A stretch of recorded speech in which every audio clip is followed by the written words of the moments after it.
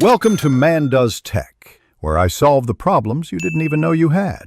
You start by confirming the device is unlocked and has enough battery to avoid interruptions.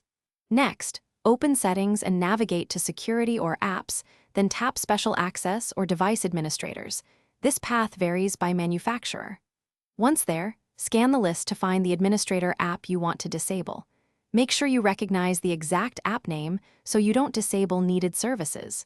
If the admin is tied to an email or work profile, note that you may need credentials next. Now tap the administrator app entry to open its details and permissions. You should see a Deactivate or Remove Administrator button. Tap it and confirm the system prompt to revoke privileges. If the button is grayed out, the app may be a device owner or tied to a work profile. Switch to the work profile or contact your IT admin.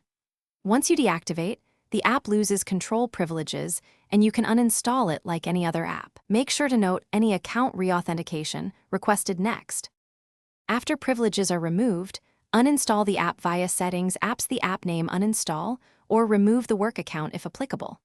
Once uninstalled, reboot the device and return to Device Administrators to confirm the entry is gone.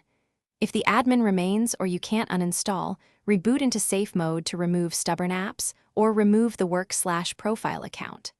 As a last resort, backup data and perform a factory reset.